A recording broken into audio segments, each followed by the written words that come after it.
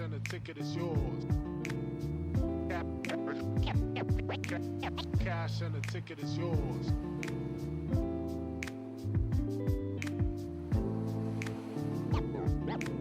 Yo.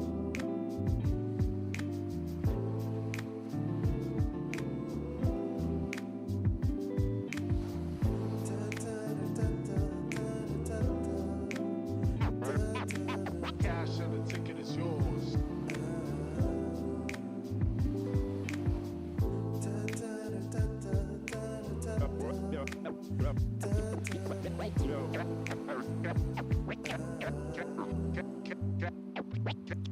Cash and the ticket is yours.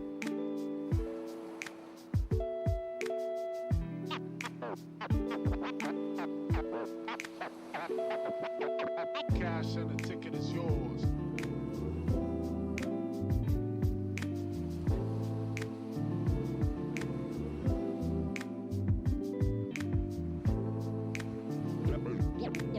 Yo.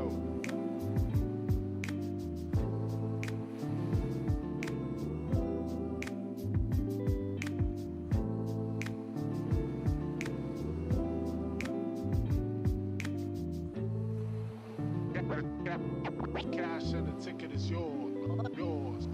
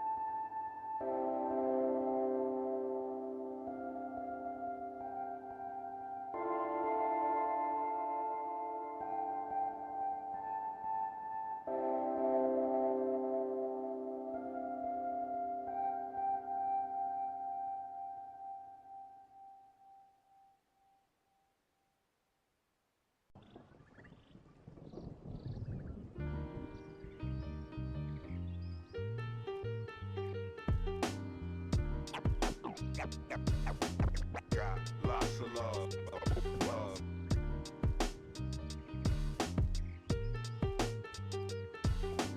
Got lots of love, love. Got lots of love, love.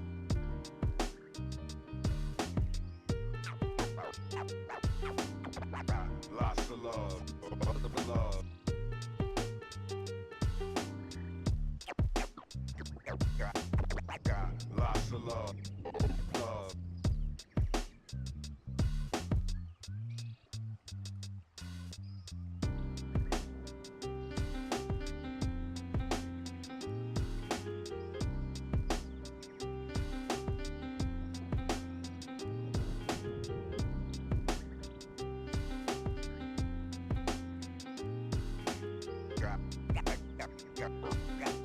Got lots of love, love.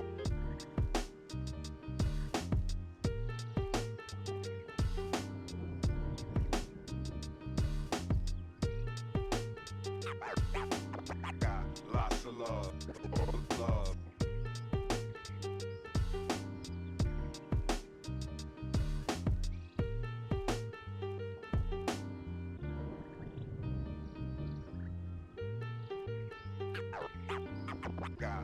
Salam. Badullah.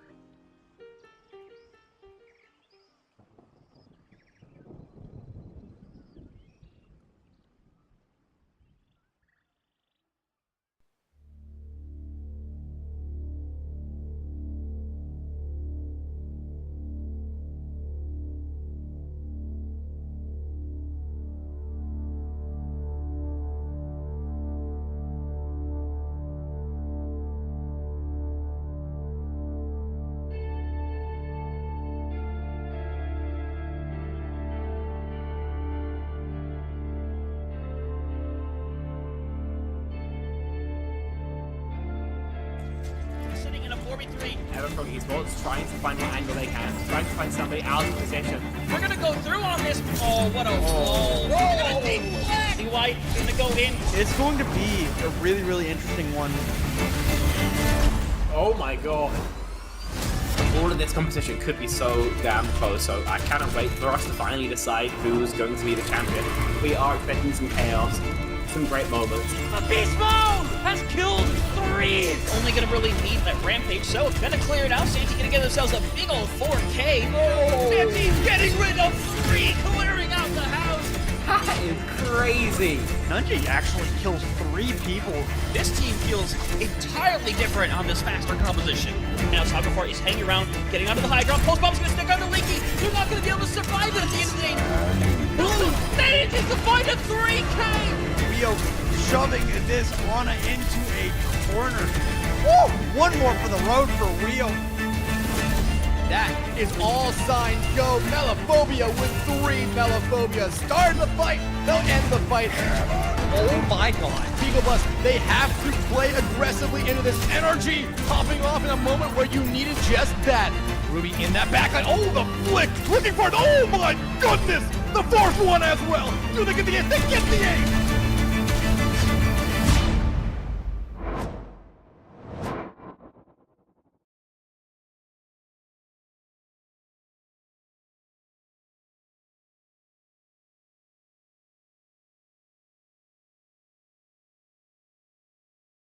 Hello everybody, welcome back to CGL. Here we are in the NA open bracket. I am your caster, Mega Ninja 44, joined by Sky Knight, and today we have a very exciting match between OCMR and T4 Demons.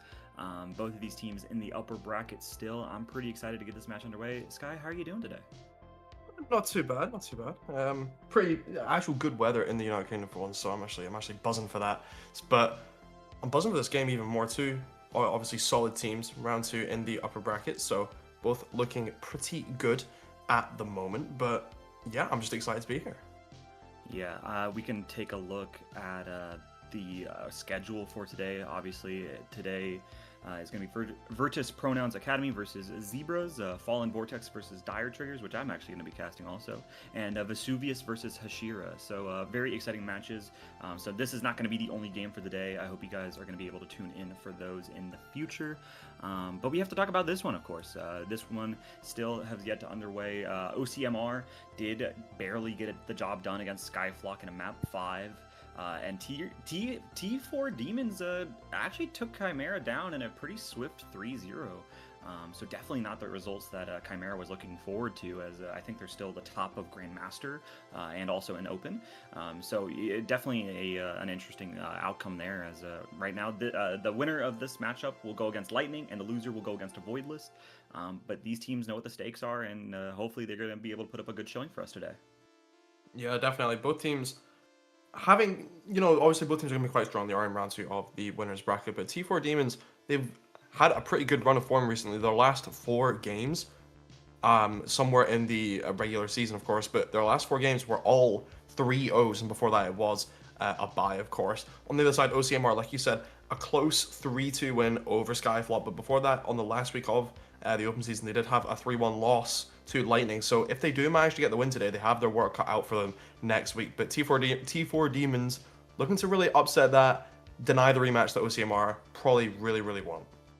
Yeah, that'll be, you know, determining everything after this matchup. But we do know the first map, it is going to be a Lijiang Tower. A pretty standard standard map choice that you see a lot of the times in this postseason playoffs bracket, in any tier, really, in any region. You know, there's a couple options still on the table, but most of the times these teams do like to pick out the Lijiang Tower. And what kind of compositions do you typically like to run here on Tower, Sky? I mean, Lijiang is quite a diverse map, which is why I think a lot of people like it. You know, on Lijiang Garden, it's very open to be playing the dive. You know, maybe even pulling out the Winston. Of course, probably not given the current meta. Of course, Diva very, very strong still. So I'm expecting a lot of Diva on Garden, but maybe there's room for a little bit of something interesting, particularly on Control Center. Much more brawly point. You still might see the Diva, of course, still very playable in the brawl, but on Control Center, it does open up more possibilities for teams to go a bit more of a brawlier angle, a bit more of a closer range angle, maybe leaning back towards that Ramatra who recently got that change to his Ravenous Vortex, where you now get the pop perk right at the start of the game rather than having to wait till your major perk. Big power spike for Ramatra in the early game. So maybe we'll get to see something like that on Control Center, but generally speaking, I'm expecting just standard Diva comps from both teams. Yeah, something that I've been seeing a lot of the times also is that flex DPS kind of swapping in between the Tracer and the Pharah. I don't know how standard that is, but when you get to the one, I always forget the names of the submap, but like there's like the one with like the bridge, and you always get boops off the map on it. I don't remember the name of it for the life of me right now, but I do see Pharah a lot of times on that one. But we'll have to find out, of course, what these teams want to run. But first, we have to talk about the bans and lineups for these two teams. Of course. Yeah, having a look at the bans first. OCMR get the first ban, so it would seem, and there's a number of good bans you can go for. It is a best of 5 series, so you don't have too much room for error. You might want to make sure you are actually getting your influential bans in at some point, but a lot of the time, a ban philosophy that I really don't like is wasting that strong ban early. If there's a hero that you know that T4 Demons are gonna go for, then maybe it isn't a smart idea to ban it right off the rip. Maybe you just go for a bit more of a standard ban and play towards that, like, kind of favors your comp rather than a targeted ban, if that makes sense, right? You want to get off on the right foot in this kind of matchup, and they go for a Jetpack Cat ban. I honestly think that is more of the former than the latter, if I'm being honest. Jetpack Cat, not as strong as she was at the start of Season 1, with that territorial perk being flat out removed. But T4 Demons, they could respond with a bit of a better ban here. Like you said, the Pharah, popular on Lijiang Tower after her recent buffs. That Concussive Blast dealing damage perk brings back her old one-shot ability with her major perk if you land that Concussive Blast and use a movement ability with the, I forget what the major perk is called, but the dual rocket, like the trio of rockets perk, when you use a movement ability, you can get a guaranteed one-shot on any 250 HP character. So wouldn't surprise me to see a Pharah ban just because of how strong she can be, and it is going to be a Pharah ban. Wow. Pharah off the table, so probably going to see a little bit more Tracer this time round. Yeah, we can take a look at these bans real quick. I don't love the Jetpack Cat. I think Jetpack Cat is a more of a niche pick. You don't see a lot of teams running it. I do see it occasionally on Lijiang. It is maybe, I guess, one of the more favored cat maps. You're obviously not going to run it on something like Eichenwald or Havana or something like that until you get to like third point or something. But Lijiang, I guess you do have some opportunities to run it, but you know, maybe they did some scouting, they recognize what kind of compositions T4 want to ban or want to run, and so maybe that's a targeted ban. But I like to think that the first round of bans is a kind of a feeling ban. You kind of just take something off of the table, kind of figure out what the enemy team likes to run, and then go from there, right? If you can find out that they like to run a ball, then you take the ball off next. So I like to think that the first round of bans is just kind of dipping their toes in the water to see what can kind of come up. Take some of these stronger characters out of the game before they really get into the more crucial deciding maps. Yeah, definitely, because you want to have like a good ban available for the, or if it goes that far, to the map 5. But we do get a look at the lineups for OCMR. Chilcard and X-Ross on the DPS, Machu on the tank, and then supported by LQ and RO40 on the support.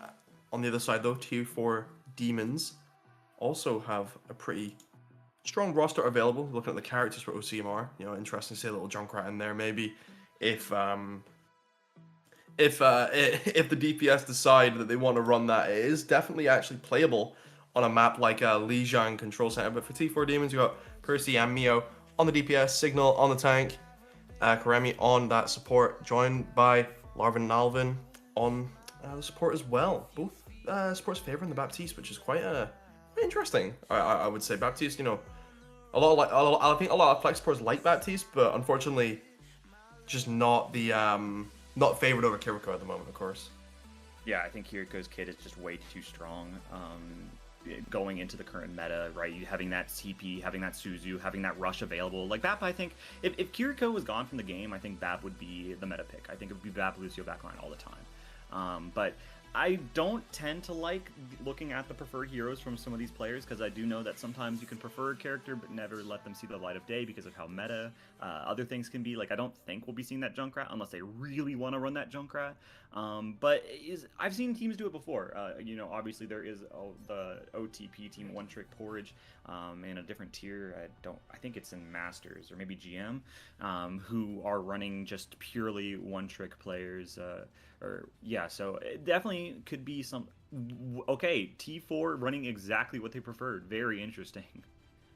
Yeah, except that Sojourn, of course, Mio on the Emre, and you can't really blame them for that, because, you know, Emre is just broken at the moment. So much damage that character can do, and you see X-Ross is mirroring that. On the other side, both hit scans favoring that, but no dive really on Lijiang Gardeners. There is a Ramatra Orisa matchup, and immediately I'm gonna say it's a little bit more Orisa favored. Yeah, we're going to see the Orisa going over to the dojo side, kind of take a lot of that space, get a nice spear onto that Ramatra, but not get anything done just yet, as the Emre dropping a little low. Going to have to stabilize for the time being. Oh my gosh, the Bap carry is going to be absolutely massive, and another spear causes that form to be utilized as the rest of T4 rotate also to that dojo, but it is going to allow OCMR to get the first cap going, but Elku already taken off of the equation, off of the board, and so now it's going to allow the rest of T4 to push up. They are able to make an even 4v4 situation. There goes another one, and it looks like, yeah, not that gonna be able to get that first cap for OCMR, and T4 gonna be able to get that first cap, and a really good fight for them. Yeah, Clickard barely making it out there on that Echo, and you see the advantage of that Reaper. The dive triggers being a part of the base kit at the release of Season 2 is really, really strong for Reaper at the moment. Very powerful pick. Clickard almost going down early, and gonna have his work cut out for him is the flex DPS of OCMR, because playing into this Emre, this double burst rifle comp, the Emre and the Baptiste, is going to be difficult waters to navigate for the Echo. So much hit scan damages. Larvin Alvin has already built this window. Yeah, Larvin Alvin going to be dope here, but Machu take off the map here. That's going to be a beautiful, nice early pick there in order to allow T4 to stabilize, as I think that's going to be OCMR taking a quick little reset as they wait for their tank to get on back. I mean, it doesn't take all too long, as they are going to be back in As 5. They're going to swap over to that also and start going over to that white room, which I think is a little bit of a smarter idea. Don't want to be taken off the map just yet, as we're going to start getting a little bit of a fight going on their way, as the Reaper dropping incredibly low, going to be taken off the board here. X-Ross getting hit with a nice battle, but not going to be able to follow up on anything as the rush gets utilized. Mirrored immediately by a window.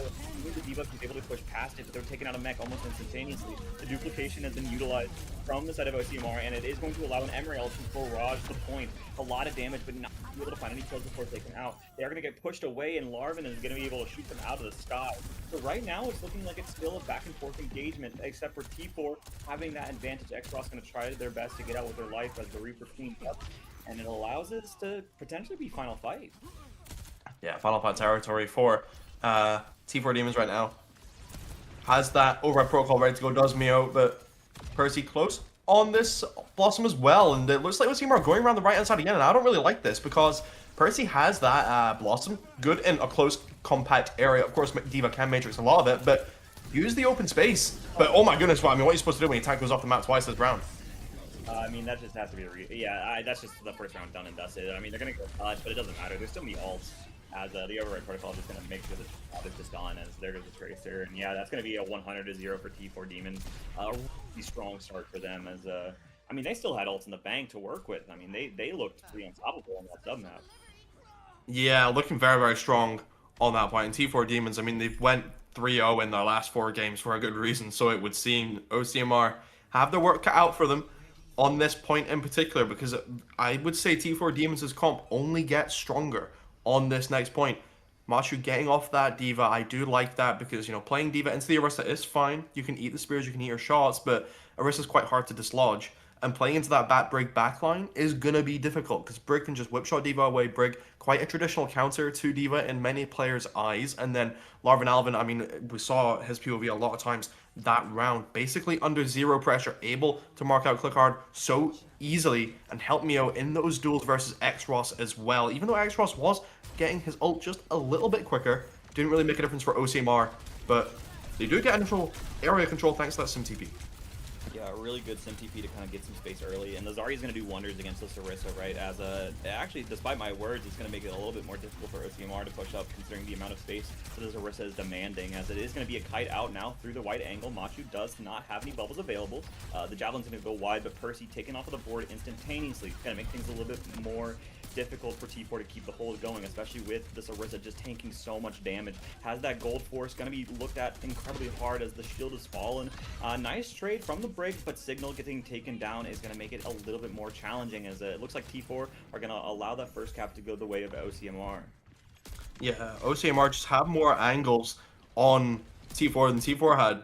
Of course, Clickard does get marked out by that Brig. Sure, Brig's doing her job, but the rest of the team needs to rotate. They were stuck down main there. So X-Ross take a very commanding angle on that high ground, and there was no one there to contest him. Percy just wasn't able to get there that easily. And Orisa can survive a long time, but as soon as that cooldown cycle's gone, they're dead. But not before Clickard goes down early. Traded by LQ. Good trade by LQ, but Match is under a lot of pressure. Yeah, Signal taking all the damage in the world, able to get that Zarya, but it forces out the Immortality, as a nice boop off the map actually is going to allow T4 Demons to clean up this fight and get the job done, get them into that cap position, as OCMR are going to take a quick reset, and they're going to be approaching a lot of ults this fight. Yeah, both teams approaching a lot of ults. T4 Demons basically have 4 ults ready to go. Percy on that on-run now, interesting pick, especially into Kiri Zarya. I don't know how I feel about that one, but Kusune is there for OCMR, one of the strongest ults in the game for a good reason. Going to be able to open the door with this is RO40. Yeah, now we're going to see the Terror Surge and the Rush used almost instantaneously, as an Override Protocol going to secure that first kill onto the Kiriko. Not going to be able to have that large amount of healing that you desperately need, as Mio gets another one, trying to make it a third, as the Zarya trying their best to kite out to the best of the... Oh! Boop off the map from Elku, a beautiful boop from them, as it is now going to be OCMR trying their absolute best. Try to get back into this engagement. They are still up. The Zarya is so close to having that grab online, and T4, they really only have support ults, which get strong as that beat available, as Clickard going to be going around for a little bit of a flank, and they're going to be met almost instantaneously by T4. It's a nice fight on the server side. They're trying their best to stabilize. The window is good. Signal trying their absolute best to keep the space as much as possible. A full flip now from OCMR. They're going all the way around the world, and there goes Percy on that honor, making it a 45-50. Override Protocol comes out from X-Ross. They're trying their absolute best to get some kind of value here. They've opened it up with one pick already, and they're going to be able to get this flip as well. Most of T4 are still there. They're going to be able to contest this point still. The prey has been zoned out, and Percy gets spawn camped, making it a 4v5 yet again. You don't have that flex DPS in your bank, as Larvin Alvin going to be taken out of the equation, and it seems like it's going to be a cleanup here from the side of OCMR. Yeah, OCMR, honestly, I actually don't think they played that too great, if I'm being honest. I think the kite round, it looked good, but at the same time, LQ has the beat. Just drop the beat, go through the window, and just kill the Baptiste, right? The Baptiste is melee range. The window's not far away enough whatsoever. But thankfully, T4 Demons just let OCMR get the flip. T4 Demons could have contested the point, maybe forced out the beat or something from LQ. But now, OCMR are in a pretty solid spot. It's on T4 Demons to get these ults online. Yeah, the beat is going to come through here, as Alvin does get ran out incredibly fast. Not going to be taken out of the equation just yet. A lot of space being created. Oh! And a 2K with 3K actually from Clickard. A beautiful showing from them, as Mio going to be doing a quick reset, as Clickard makes it a 4-piece. Call that a KFC combo meal, and it's going to be a quick reset in last by territory. Yeah, Clickard coming up absolutely huge, and that's the advantage of the Tracer, right? But the on-run does have that ultimate available to go, uses it, commits it, managed to find a kill onto X-Ross, needs to go in further, lands the Dancing Blades onto Aro as well, finished off by Signal. But Elku's doing a really good job marking the point, just about managed to get a touch though, does Percy, but it's only 2 left alive for T4 Demons. Yeah, Signal gonna have this Terra Surge online, but it's not gonna be able to do much. There's too many players of OCMR still alive. They have to hold out for the most egregious of times as Signal's able to find a kill on Elku. That's a really nice kill onto Elku. The rush comes through here.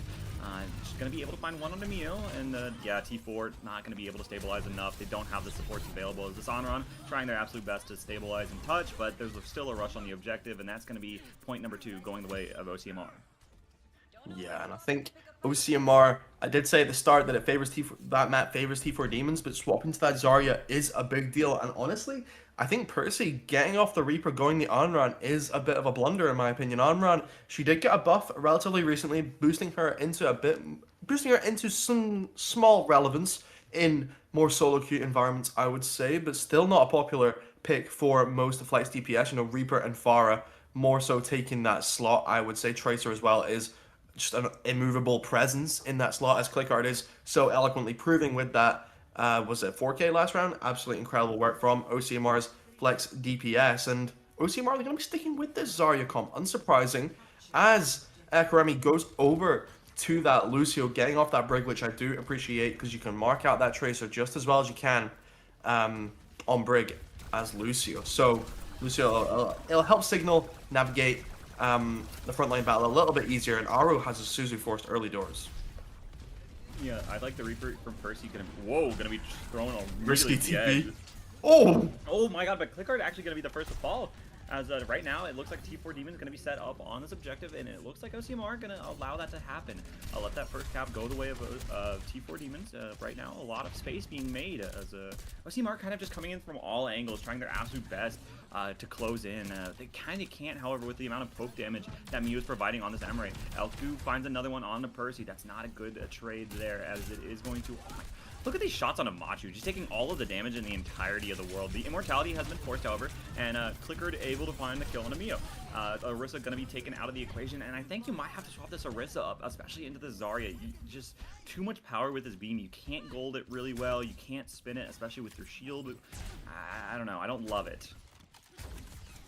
Yeah, I mean, it's not the best of matchups on paper for Orisa, but I would say it's still playable, but I mean, Clickart are just going crazy right now. Has the Pulse Bomb already. Recall is forced. Might just have to look for the Pulse Bomb just to try and get a trade, but nope, manages to escape with those 2 extra blinks and the overhealth from the major perk. But Mio's already coming up on this Override Protocol. Close is X-Ross as well, but the main thing I'm looking at is the Kitsune that Aro has just got online. Yeah, it is going to be Machu getting the kill on the Signal yet again, and I mean, this is going to be another reset. They don't have a tank, they don't have a frontline presence that they desperately need, as the Reaper is going to be taking out a little bit of a stagger there. I don't know if you love that, as the Orisa is going to be back, but now you're waiting for your Reaper there. I mean, you don't have the pressure that you need to apply to this Zarya. You know, you could try to force through bubbles, but it's going to be so difficult without your Reaper present. As the Override Protocol is going to be popped here from Mio, going over the top, as it's going to be pouring in a lot of damage. Not finding any picks, however, but causes a lot of space to be made, as Clicker going to be taken down. X-Ross also going to be falling, as it does look like T4 Demon off of the back of that 2-piece is going to make things a little bit easier for them, as they are going to be able to get this flip going. Yeah, and Mio does so much work there, buys so much space for his team, pushes the entirety of OCMR back into that little area. And the question I have is why OCMR just didn't use any ults. You have 4 ults available. I don't know if LQ had got that be online. But if they did, then maybe they should have just used it, to be honest. Try to re-engage with it. Even if you're down numbers, you can get some good point percentage or maybe force an ult out from T4 Demons. But now T4 Demons, they do have a decent spot, but Karemi needs to get this beat online because X-Ross is going to go crazy with this Override Protocol here. Yeah, Override Protocol going to be applying a lot of damage, but Percy going to be able to find one onto the Kirito automatically. That is going to be another one onto Larvin. So now both of these teams are in a 4v4 situation. Clicker going to be forced out, going to have to back up just a tiny bit. Grab comes through, but the Reroll is going to be shut down. The beat is going to be also utilized. They're trying to win out this fight. The Orisa taking a ton of damage, goes in with that Terror Surge, but it's going to get traded out. I don't know if I love that play there, as it is going to be the side of OCMR pushing right on back to the objective and going to give it this flip, and it was really expensive for T4 to lose. Yeah, underestimated the damage of OCMR did. Signal, I think there thought maybe that he was invincible if he had the beat and the Terror Surge. Not sure if he went for the Terror Surge healing perk. Honestly, didn't seem like he did because, well, how quickly he exploded. And now OCMR in the driver's seat. They have that Kitsune advantage, and the Pulse Bomb is there, and the lamp is forced for Larvin Alvin. Yeah, the window's going to be trying to stabilize some things here, but the amount of damage that this Orisa is taking is going to make it so difficult for that BAP to output any damage as Mio getting it taken down. They're on the double flex composition now. It's a little bit more interesting. Xross going to be able to find 2 kills of their own, however. The Reaper's going to put a TP onto the objective, but gets forced out. A nice kill from that Tracer, and now it's going to be an overtime situation. Signal's fallen. It's just a Lucio. They have no ults, and now it looks like OCMR is going to be able to take this first map in a 2-1 victory, but man, was it back and forth. Yeah, and it looks so confident for T4 Demons on that first point on Lijiang Garden. I mean, OCMR, they didn't really get a look in at. I mean, did they even get a kill? I don't even know, but they come back on Lijiang Control Center in particular, looking very, very strong on that point. Like you say, back and forth, but OCMR, they really do pop off, and speaking of popping off, I mean, look at Clickguard here. Lovely little pulse bomb when the Baptiste has no lamp, then finds his opposite number, Heresy, and managed to wrap up that fight with a cheeky little 4K, but OCMR strong start there, and it's the first map loss that T4 Demons have had to deal with in, well, over a month now, so gonna be their map pick, gonna be their ban, but we'll have to see how they are able to bounce back from that Lijiang loss. Yeah, they're not used to being in the situation where they're going to be able to pick their map, right? Normally they're like, wait a minute, the opponent's supposed to be picking map right now. But no, they're going to be down 0-1 right now. But now they have all the control in the world. The steering wheel is in their hands. They're going to be able to go anywhere they want off of our map pool, and they're going to be also able to get that first ban on the board. You know, now they're going to be able to look at the strengths and weaknesses of their kind of composition and what OCMR kind of did. I really liked that Zarya swap. You were kind of struggling a little bit. You know, you started on the Ram, wasn't really working, tried the Diva out, didn't work again, and so you swap over to that Zarya, and then the Zarya was just able to output so much damage for so many resources, especially from that Baptiste. I mean, we saw them use Immortality, Shield, and Window to try their best to keep up the Orisa, but by then, I mean, you're running on empty, and so the fight just eventually went the way of OCMR, and so they're going to be able to get that first map, a really powerful win for them, you know, being able to adapt to that Orisa composition. And if Signal wants to keep running this Orisa, then it's gonna mean that maybe a Zarya ban is gonna be in the cards for them. But now we're just waiting for the map pick from Tier 4 Demons.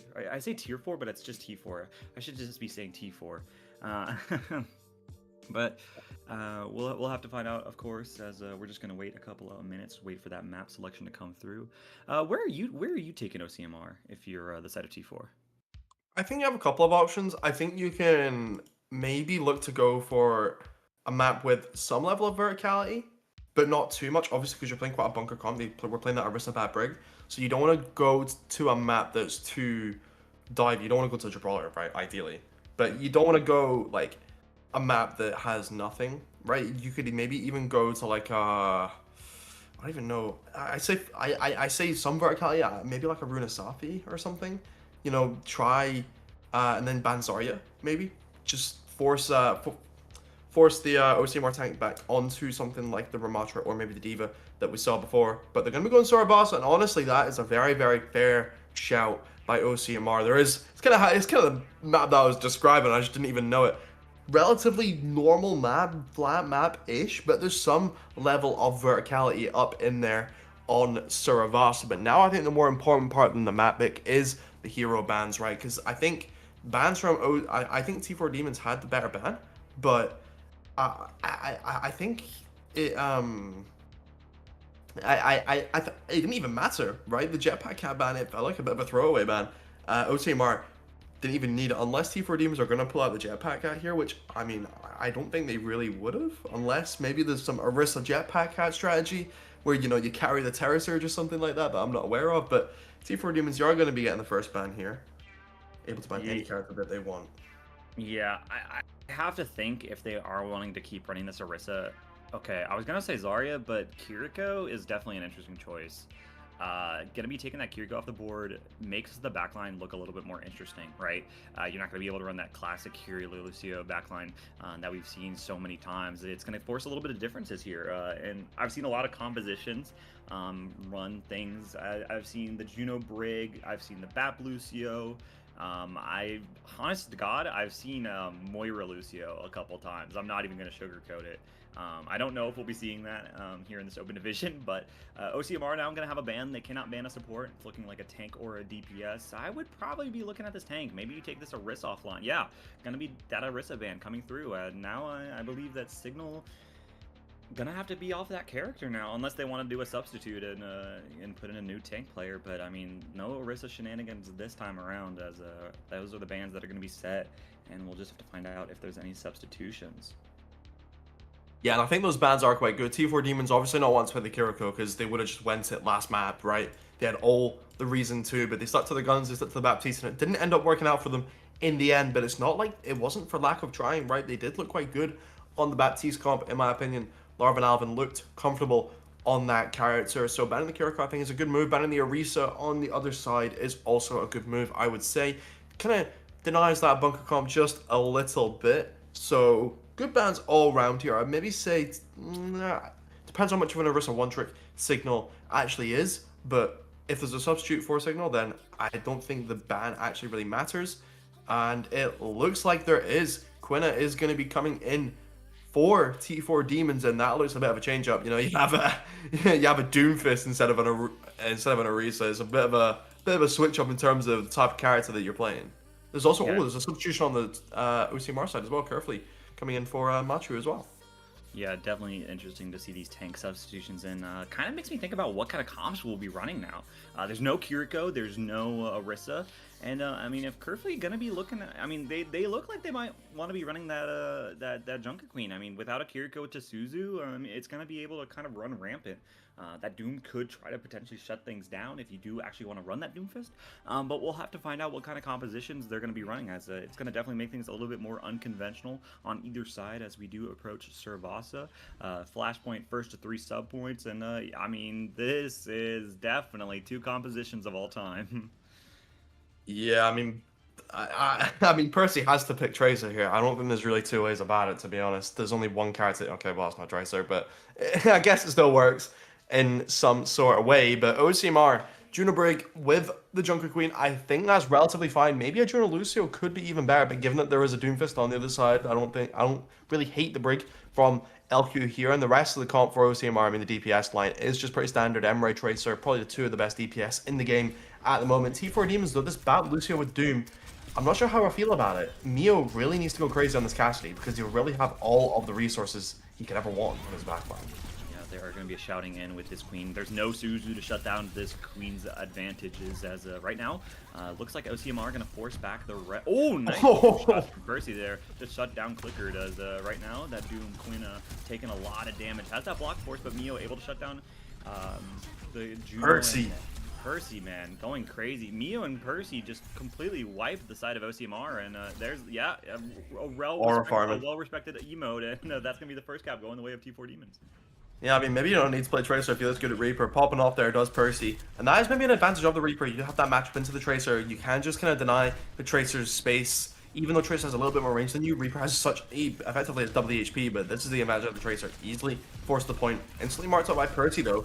As T4 Demons, they can just afford to kite here and maybe build some ults. Mio's close to the high noon. Larvin Alvin's approaching that window. Just bide your time and let OCMR in the door just a little bit. We are going to see an advantage here as OCMR are going to shout on in. This Doom is taking a lot of damage taken out of the equation, but the tank is traded out almost instantaneously. Aro going to be able to get 2 pieces of their own as a Juno. Very interesting to see that come to fruition, as Alku going to get another one, and Ross going to be able to find that last. So it is going to be a flip here for OCMR, but they tier 4 did get to 70%. A really good showing for their first cap. Yeah, definitely. And they have ults to go back in as well. Larvin Alvin has this window pretty much ready to go. Percy coming up on the Blossom as well, so is Quina with his Meteor Strike. Mio is available with the High Noon as well. Of course, Overwrap Protocol available for OCMR, but Extros really needs to go crazy with it. Yeah, this Reaper and this Tracer slide lines are going to try to look for something as a High Noon window combination going to be utilized. Not going to be able to find anything, however, as this is a very expensive fight for the side of T4, as they are going to be also using their Death Blossom to shut down Kerfly, as there goes Arrow, going to be taken down. Clickard also going to be falling to this Cassidy, as it is going to be a flip immediately back for the side of T4, as they're probably going to be able to take the sub-map if they play fast enough. Yeah, and they know they have the opportunity to do so. Look how close they're playing. They're even going close to the spawn door, and Clicker needs to go for a touch here, but you can see him just there flanking on the right.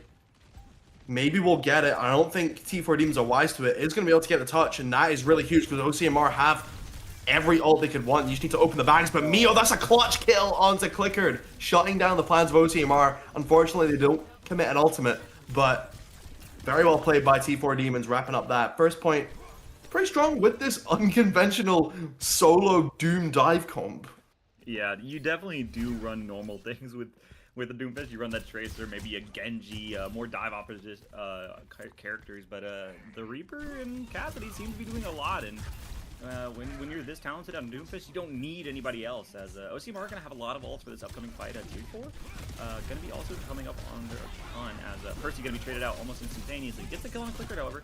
And this Doomfist gonna have their ult forced as they do get taken almost insanely low.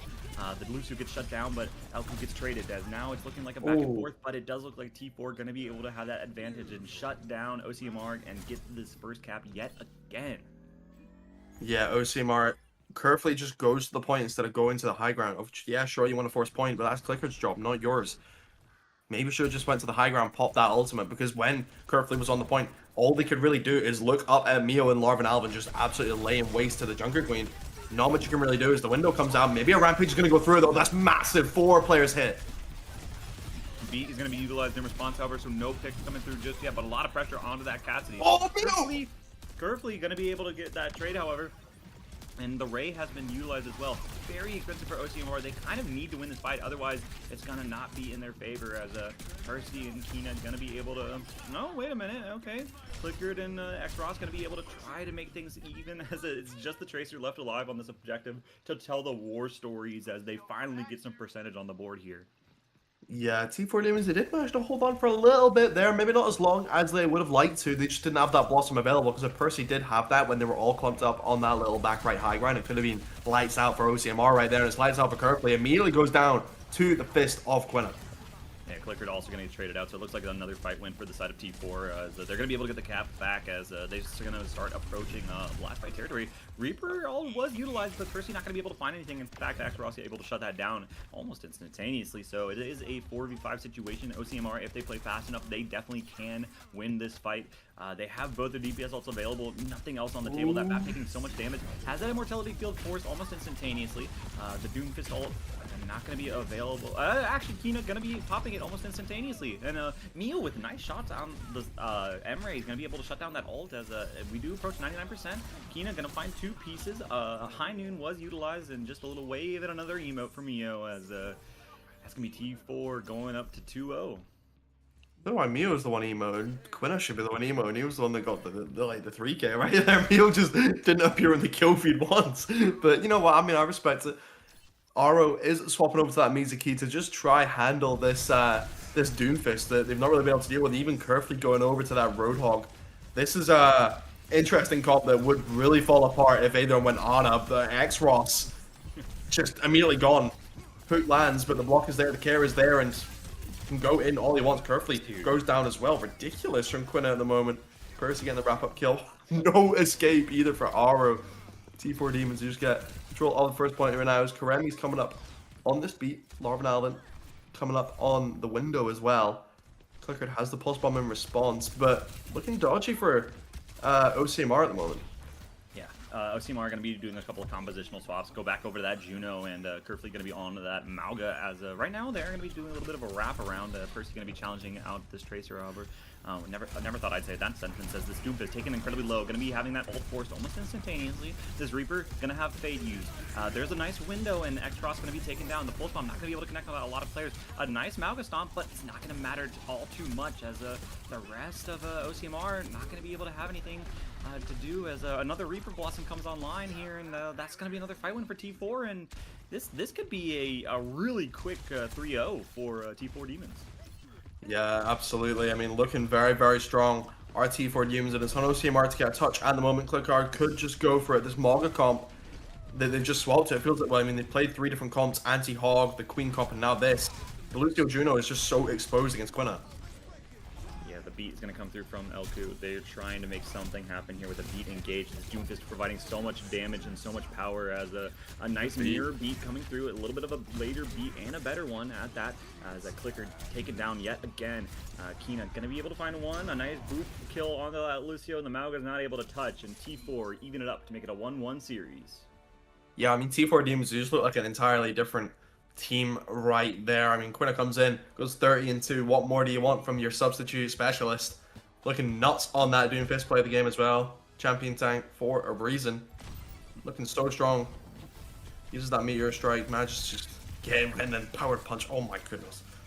Even the Mizuki swap just wasn't able to do anything. You could tell how uncomfortable OCMR were throughout the majority of that round. I mean, Curfley went to that Roadhog to just try counter the Doom a little bit, but the Mizuki chain, the Hog Hook, it just didn't really scratch Quinna on this Doomfist at all.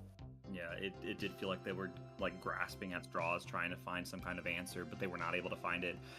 As we do now have to wait for OCMR to make their map choice and their first ban. But before we do that, we are going to throw it to a quick break. Don't go anywhere, folks. We'll be back in just a couple of minutes with map number 3.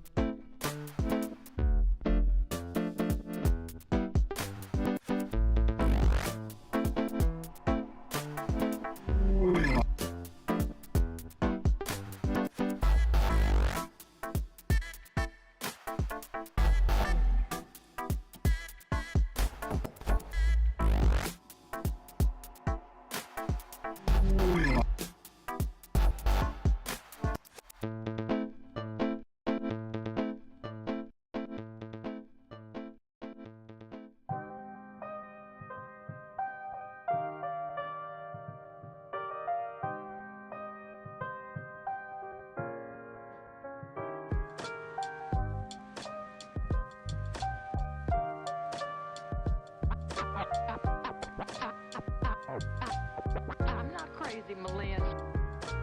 I'm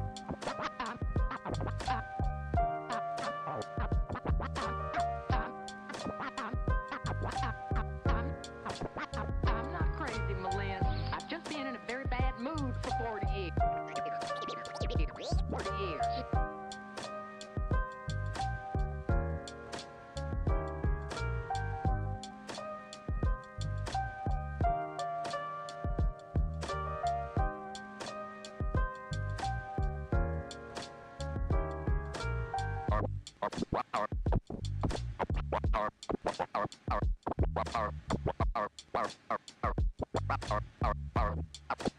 Carpe diem.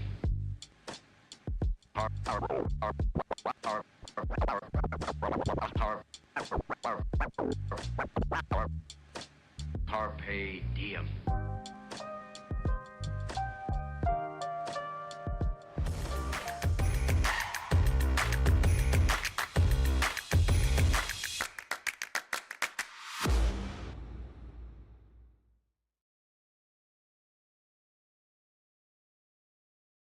Welcome back, everybody, to our match between OCMR and TF4 Demons.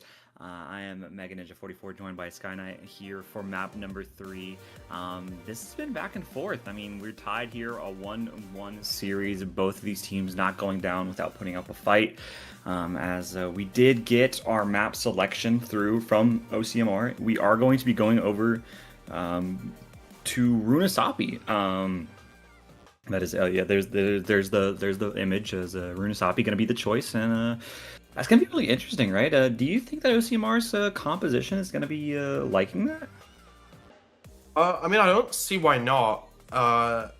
You know, both tanks were running kind of ground-focused tanks. Kerfley was on that. Junker Queen and Machu found most success on the Zarya, but of course played at the D.Va and the Ramattra as well. Maybe not as effectively, but still ground tanks that could be pulled out on a map like Runasapi. But I don't think it's a bad pick by OCMR by any stretch of the imagination. But the main thing they need to worry about is if Quina is still in and if he's still on this Doomfist, to be honest. Because, I mean, Suravasa was not close, if I'm being honest. Lijiang was very back and forth, like you say, but Suravasa, it was honestly a bit of a stomp in the side of T4 Demons, kind of showing why they've been so dominant throughout this season or past month in particular.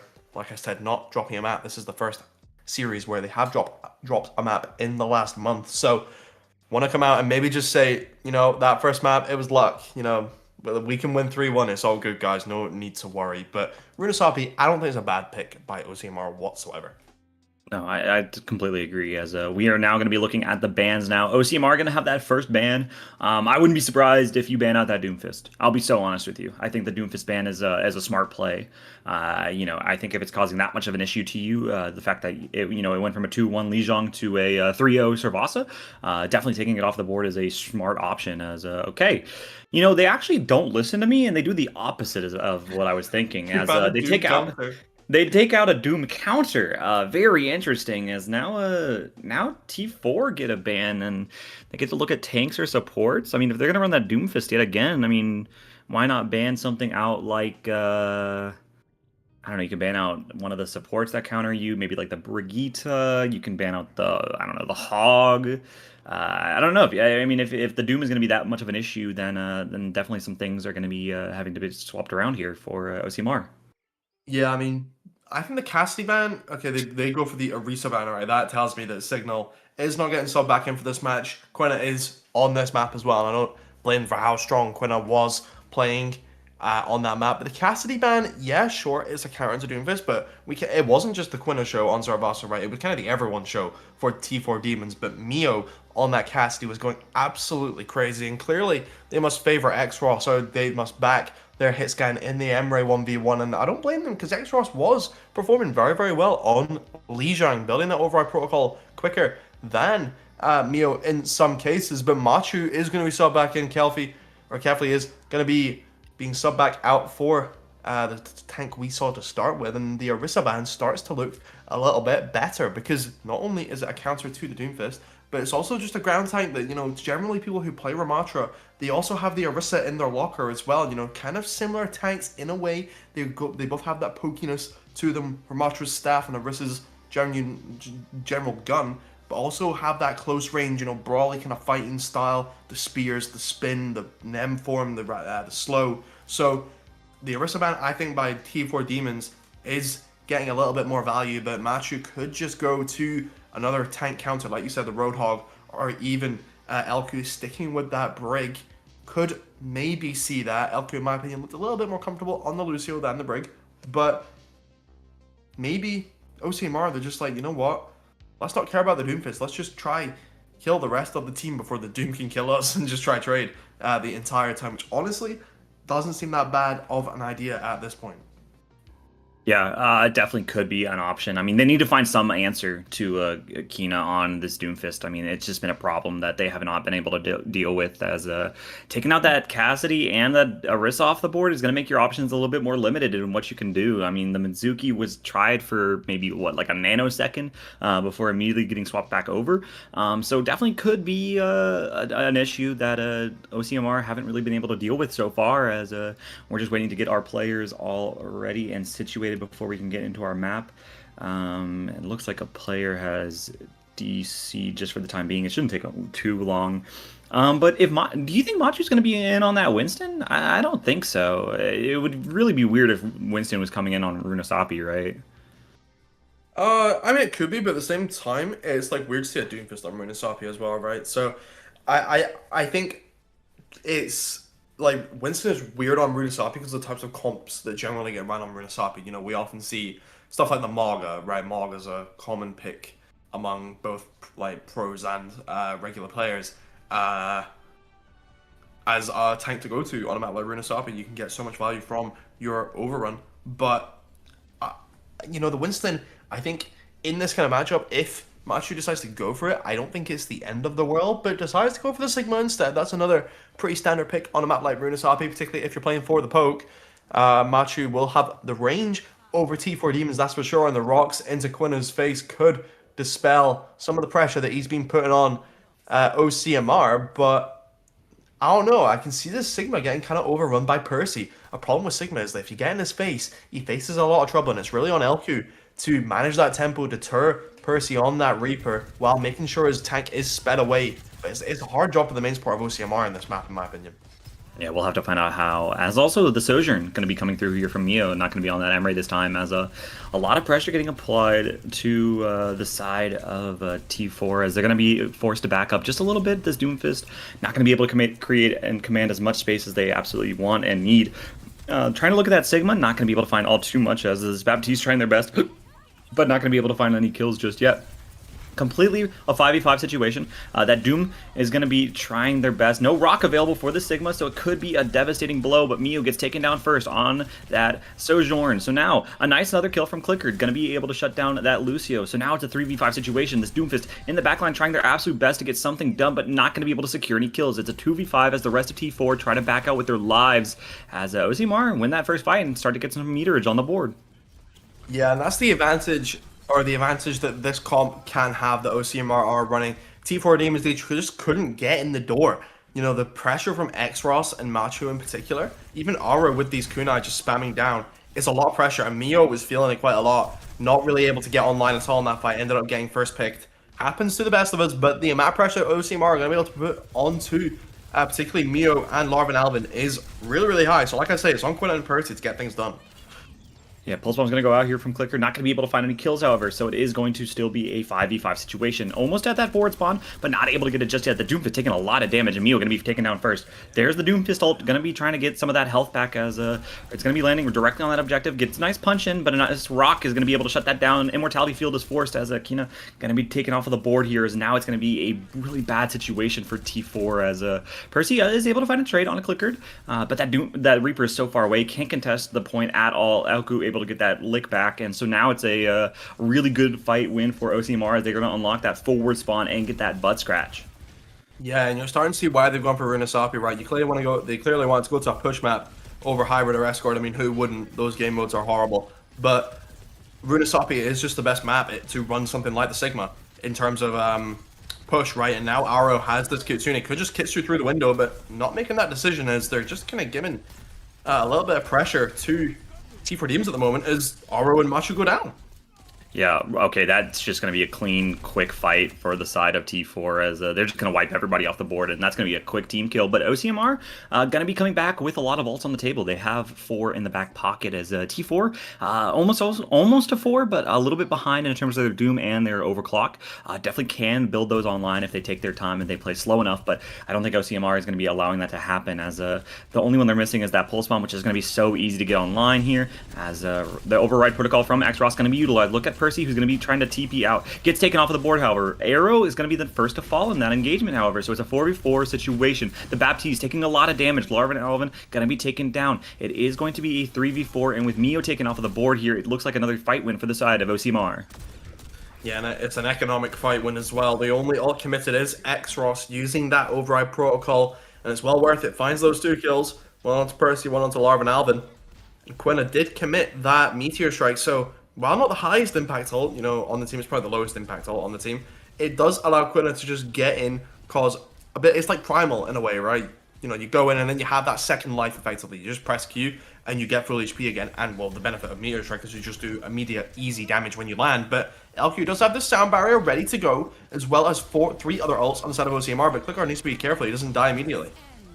Yeah, Overclock going to come through here from the side of Mio. Going to be trying to look for something, but that rush from Arrow is going to make things a little bit more difficult for them to peek out, as right now 50 HP going to be healed up to a little bit. But this Overclock doesn't really find any value. Still has a rail available, but not going to be able to find any picks, as a Clicker going to be matching that Reaper on the side fight. Not going to be able to get a kill. Flux is utilized. The beat is going to be also used, and it's going to be able to connect onto a couple players, but a nice punch mid-air from Kina is going to make it shut down almost instantaneously. The window is popped here, and a lot of damage onto Machu, who's going to be taken down from Percy. Right now, it's a 4v5 situation, and T4 desperately need to win this fight so they can try to gain the lead here. Percy has that Reaper ult still on the table if they still want to use it. This Doomfist taking a little bit of too much damage, but Xross and Elko going to be fallen.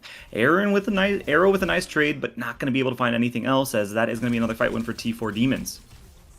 Fortunately for T4 Demons, the hit scan and the supports don't actually get forward spawn, but that trade from Aro is big, and that kill from Quina is bigger. Clicker just getting a little bit caught out there. Didn't think Quina would go for that short charge punch, but manages to land it. Does Quina, who has built another Meteor Strike. Percy has the Blossom as well, dodges that rock expertly. As T4 Demons, they get the checkpoint here. Yeah, they're going to be able to get that checkpoint and potentially the lead as Machu's going to be fallen, so it's already a bad situation for OCMR. They need to kind of stabilize here. They can kind of force Clicker also taken off the board. Oh, no, this is going from bad to worse as T4 going to be completely dominating that fight, if you can even call it a fight, really, as Percy gets traded out, but it doesn't really matter all too much, as the lead is going to be going the way of T4, as OCMR have both their DPS ults, a nice touch, actually, but the Lucio going to be dropping incredibly low. No more stalling coming through, as, yeah, T4 going to be taking that lead here. This Doomfist ult is still available, so they could potentially pop that, and actually did pop that. My apologies, I thought it was not used just yet, as actually it's going to be an override protocol here coming through from the side of Xross, trying to find another pick onto that backline. Both supports taken out of the equation for T4, and there goes a Sojourn, a nice 3-piece from Xross, and they're going to be able to steal that Bob back. Now Percy and Kina alone in that backline, trying their absolute best to get out with their lives, but it's going to be really difficult for them to do so as they do approach this middle area. It's really a back and forth engagement. I think OCMR need to win maybe 2 more fights in order to retake that lead. Yeah, the important thing is that T4 Demons got the lead right there, and they're pushing the ball back as Machu gets demaxed immediately, and there's no ults on the side of OCMR. The closest is Aru, I believe, on that Kitsune rush. Elko is close to that beat as well, but T4 Demons, they're kind of relentless right now. Karemi has that beat just about built. There we go. Larvin Alvin has the window to go, but does fall down to Clicker. That's a good trade, but Mio has the overclock ready to go if he wants. Clicker just trying to steal the ball. Manages to get out as OCMR, the cavalry, arrives. Both support ults are available here for OCMR. They have that beat, they have that rush, which could be so critical, as this Doomfist taking a lot of damage. Gonna try to stabilize, but not before Clicker is able to take them off the board. So now they are gonna be able to potentially win out this fight if they get these cleanup kills, but the rest of T4 are gonna just try to back out with their lives, as they are gonna be able to take away that forward spawn, but it's gonna be really difficult for them to win this next fight, especially with the advantage that T4 have in terms of ults. Yeah, I mean, it's on Clicker to really build this pulse bomb and try to find a miracle pick with it. Maybe force the beat or something. Maybe land it onto Mio, because there is no Susan. There's only the lamp from Larvin Alvin, which is obviously a good pulse bomb counter. But Aru starts us off with the Kitsune as Mio tries to respond with the overclock. Overclock going to come through, not going to be able to connect on anybody, and get shut down almost immediately from Arrow on that Kiriko. So now it is looking like T4 desperately need to get this fight win. Both support ults have been forced out, and OCMR trying their absolute best, but a nice 2-piece from that Reaper is going to shut things down, as Larvin Alvin going to be taken off of the board here, but the bomb is utilized, not going to be able to find anything, as the Doom ult is going to be able to connect so much damage on this D.Va, take them out of the mech yet again, and right now, I mean, OCMR committed pretty much everything to that fight in order for them to not get the lead. T4 did commit a lot their own. They do have that window available, but OCMR, they don't have lead, and there's a minute and 43 left.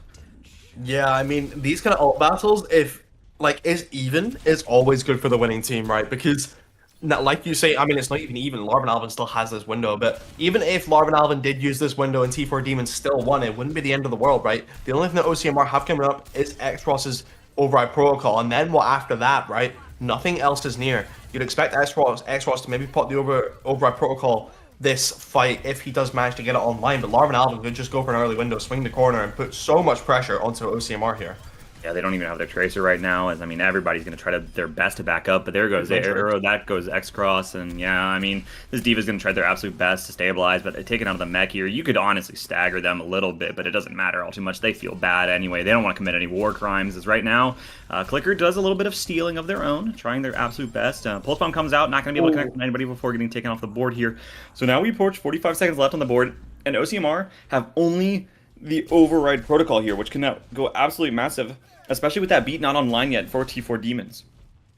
Honestly, if I'm T4 Demons, I'm not even forcing a fight here. I'm just letting my Lucio farm. Yeah, and it looks to just be kiting. Farm the Lucio ult get to an angle for the window, but that's not great. Percy goes down, and now OCMR have way back into this game.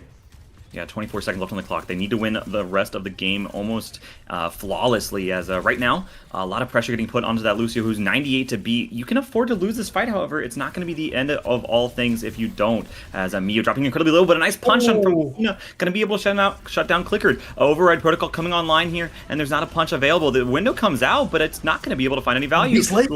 And the B comes through as well, but it's not going to be able to connect to the Baptiste in time as the Reaper ult comes online. X-Ross finds a second one. The DMAC comes through as it's looking like, oh, Elku needs to build this beat so incredibly fast, but no, it's only going to connect onto him or them, as right now it's looking like it's just going to be T4 Demons taking this map number 3 in a really close engagement. I mean, 67 to 93 meters is a really back and forth engagement.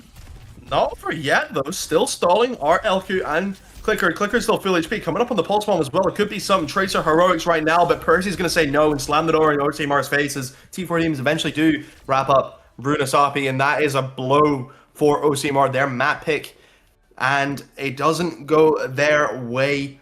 The Sigma comp is just not enough to stop T4 Demons. Even if it looks strong at the start, T4 Demons, they just adapt and they overcome. And I mean, the Doomfist philosophy ends up coming through. They evolve throughout the round, they evolve throughout the map, and even these plays from X-Ross, you know, found a lot of kills with this Override Protocol. It just didn't feel that OCMR could get a string of consistent fight wins going, and it ends up costing them as T4 Demons go to match point. Well, I have to ask you, right? You're the analysis in this situation. I'm normally a color, but today I'm play-by-play, so I have to ask you as the analysis. What do you think changed, right? Like, I think T4, like, it was definitely a closer map. It wasn't the complete domination that was Servasa, you know, in a 3-0 situation. I mean, OCMR won a couple fights, and they were able to extend their lead a good bit, but, I mean, they're not able to get that win under their belt, and so I have to ask, like, what changed between Lijiang and, like, they realized something after Servasa, right? But how come they weren't able to replicate the results of Lijiang Tower? Honestly, I think it's the matchup, right? You know, the Orisa is strong, and it's not like, oh, Quinn is carrying and Signal was, you know, like doing nothing when he was in, because that's not the case whatsoever. Signal was playing quite well when he was there on Lijiang, but just had that horrible matchup into the Zarya, it felt like. But on these two maps, on this Servasa, on this Bruna Sapi, right, the Doomfist has just kind of been unchecked, right? The Sigma was, like, checking him just a little bit, but then they eventually swapped off the Sig after, I think, using a Flux, which just kind of got no one after, I think it was Quinna. Yeah, Quinna punched him out of the air. I think that Rage swapped off the Sigma or something like that. Honestly, I think that was a bit of a mistake, because Machu went to the Diva and just, to put it bluntly, kind of did nothing. It just felt like he was a little bit invisible for a Diva, right? Mio was free. Larvin Alvin was free, what it felt like most of the map, and credit has to go to Karemi for that, right? Karemi guarding his backline quite well, and the amount of pressure that Mio and Larvin Alvin are able to put out on that DPS front, just the raw damage of the Baptiste, the raw damage of the Sojourn is just so high, right? Difficult to navigate for Machu, and honestly, I think Lijiang Tower, I think it was just a matchup problem for T4 Demons, and I think they've recognized that. There'll be matchups where Quinna won't be able to find too much footing, because that's the nature of having a specialist, but it's having two tanks that can flip between being very effective on either that Orisa or the Doomfist is so good for a team. But that's a good map pick by OCMR. Very good map pick. Denies some of the Doomfist value because it is just naturally a longer range map. Also denies the value from Percy as well, because, you know, longer range map, Reaper might struggle to get on top of his targets as much as maybe a Tracer would, who has more mobility than that Reaper. So I really like this map pick from OCMR. Yeah, Circuit Royale gonna definitely open some things up. We could see that Sigma come through yet again. Something that I'm a little worried about, however, is that you know, Circuit Royale definitely known more as a poke composition favored heavy map. So I'm wondering, you know, if you do run those poke backlines, if you do run maybe like the double hit scan, if that is the world that we live in, you know, what's going to really challenge that Doomfist? That could be a problem that they need to address. But I mean, surely they have some idea, some semblance of a plan in order to deal with this Doomfist, which has been so incredibly strong. Also really want to shout out Percy as well on that Reaper. I mean, not every day you do see Reaper Blossom kill a couple of players while a Diva's on the opposing team. So OCMR going to be able to have that ban on the board. You could could take off maybe that Doomfist. You could take off maybe you take out a hit scan. Maybe the Reaper is something that you don't want to deal with. That is definitely an option. You could look at that Lucio, maybe the Baptiste. I think the Windows and the Immortality fields have been incredibly powerful. There's so many options for OCMR. I think there's so many strong points for T4 Demons here that, their ban is going to be a little interesting. Reaper ban, though, for OCMR, I think that's reasonable. I'm not going to say Circuit Royale is the best Reaper map, but that third point could be decent. You can control the high ground quite well on Reaper on that point, I would say. But the rest of the map, a little bit tricky. So I don't mind this ban, but I don't love it. Really, I think maybe there's a little bit of room to get a better ban in there. I would have said the Baptiste ban would have been quite high value for OCMR, unless they're planning on playing it, of course. But Larvin Alvin has looked really, really strong on this Baptiste, obviously favoring the Baptiste over something like the Kiriko. And sure, Kiriko is, quite easy to play, quite straightforward to play in a team environment. It is just a comfort thing, right? Larvin Alvin clearly comfortable on the Baptiste, not as comfortable on the Kiriko. So the Reaper ban, it's okay. Percy, obviously, of course, favoring that Reaper as well, but maybe a couple of better bans out there somewhere. As T4 Demons, they do have a ban of their own that they can go for. And honestly, it depends if they're keeping in Quina, right? If they want to keep playing this Doomfist, that's fine, and it seems like they must be, because they're banning that Sigma, and now I don't know what the answer is, outside of just running some kind of Brig Mizuki, Diva, Cass nonsense to try stop Quina. But if you do that, then you really open yourselves up to the rest of T4 Demons, who have all looked so strong today. Yeah, definitely a little bit of a dire situation with that Sigma off of the board here. I mean, you could try to maybe run that Orisa. Maybe you can run, I don't know, maybe the Zarya, and you can try to bubble whoever's getting dove. That could be something that happens. I don't know. It's definitely going to be an interesting task for OCMR in order to get the job done. But hey, they've done it before. They've done it before. They've taken one map off of T4 Demons, who have looked incredibly strong this last month. So they do know that gods do bleed, and in the Predator movie, they do say if it bleeds, then that means we can kill it. So the job's not completely done here for T4 Demons. They still need to win one more map, and OCMR can still make the comeback, as now we're just waiting to get our players in for this potential. I mean, we're in match point territory, right? If T4 wins this, then that's going to be game, set, match. T4 going against Lightning, and then OCMR dropping down to that lower bracket to go against a Void list. So not necessarily your tournament life on the line, but you would have to make a miraculous run in the lower bracket for whoever is eliminated here. So hopefully OCMR gonna be able to make it, at least go to a map number 5. I'm hoping so, at least, just to keep casting as much Overwatch as possible, and just wait to see what we get in terms of compositions. Yeah, I mean, I'm always rooting for a map 5, right? Map 5s are the most interesting thing in these kind of series, right? But if you are, maybe it's Caster Cares, I don't see it going to a map 5. T4 Demons, they've just seemed to have this comp completely unanswered, and I think the Sigma ban might just be the nail in the coffin, unless X-Ross is hovering that Widowmaker, unless X-Ross can maybe go demon time on this Widowmaker. I think it'll take some big step up performances from OCMR to really make things happen. Clickard has been doing his part, I will say, on this Tracer, looking very, very strong, kidnapped the ball a lot of times on Runasapi, but just not able to bring it across the line for his team as much as, say, Percy or Quina have been in particular for T4 Demons. But hopefully we'll get to see the comp as we see the beautiful little Monaco skyline, and looks like Clicker's on Pharah this time. LQ on the Zen, very exposed as T4 Demons look like they're playing a traditional poke comp, and then you look at Quina on the Doomfist and it's like, okay, so what's going on here? Yeah, it's like running into ranked, and you're in a 4-stack, and you're like, okay, guys, we're gonna be running poke, and then you have that one guy who's like a Doomfist one trick, and you're like, yeah, I'm just gonna run Doomfist. You guys got the rest of this. As Percy also gonna be on that Freya. So yeah, just a complete poke comp plus a Doomfist. We'll have to see how it matches up against OCMR's comp. That Zen Bap backline definitely gonna be a little bit of a challenge to keep up, especially with how good Keena's been playing. And Clickard on that Pharah is definitely gonna have to, we'll have to see the outcome that produces as we do get this first fight underway. Keena gonna try their absolute best to provide a little bit of space. Not gonna be able to find all too much value, however, as Percy getting some nice couple of shots. This Pharah is gonna be really hard to play, and Machu Oh, that's not a good pick, as OCMR already down their tank, and they have no frontline presence otherwise. So they're just going to have to back almost instantaneously to the third corner. Machu going to swap over to that Domina here. That could definitely be an answer that they're looking for, as Percy dives in a little bit, takes a little bit too much damage, as Mio is actually the first to fall. Really good shots there from the Emre, as they're still going to be pushing this objective this entire time. Kina dives in a little bit too aggressively, has that Discord applied, but not going to be punished just yet. But Percy's going to also fall. These hit scans from the side of T4 Demons taking a lot of that damage that I didn't think was going to be going onto them, and instead on this Doomfist. A lot of pressure getting put onto Kina there, as they try their best to get out, but no. Clicker is going to be able to find 2, and that's going to be a fight win there for OCMR. Okay, well... Not before Mio gets a trade back. Yeah, a little bit of casting curse right there. Clicker goes down right at the end of the fight when it was looking all squared away. But T4 Demons, honestly, I like this comp into the Domina, right? I don't think Domina is that strong at the moment in terms of the current meta. I think there's much better tanks out there, and Domina, relatively squishy, but when you've got X-Frost doing this onto the enemy hit scan, who cares what tank you're running? Is Quinn is dropping dangerously low, as an X-Frost has this override protocol ready to go. Percy's going to go down as well. Mio realizing that, wow, this Emre character really is broken. Quinn feels the pain as well. And OCMR continues to hold this choke point very, very well.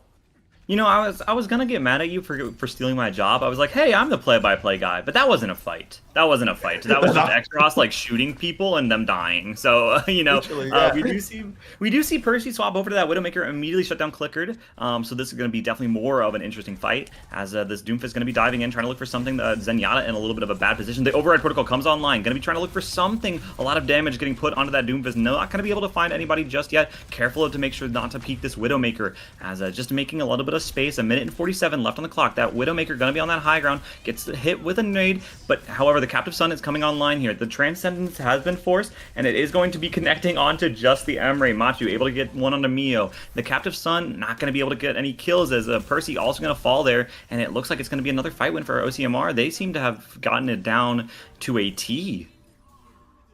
Yeah, T4 Demons still struggling at the moment. Maybe it won't be a 3-1. Maybe it will be a map 5 after all. Not too bad, but it's not like T4 Demons have nothing in the pocket. They have that window, they have the Meteor Strike, and, well, I mean, they have Infrasight, I guess. But more importantly, Mio's halfway to this override protocol, and Elku did have to commit the trans, so nothing available for when Mio gets this override protocol online. Yeah, Sights is going to be used, but Mio's already taken off the board there. Not going to be able to find any value all too much, as a barrage gets applied directly onto the Widow's face. 18 quadrillion rockets directly to the French sniper, as they're going to be taken off the board here. And it's going to be another reset here for T4 Demons. I mean, they're looking like they're going to get full held here, as we do approach 40 seconds left, and a late kill onto that Doomfist is going to make things even more complicated for them to get a touch going.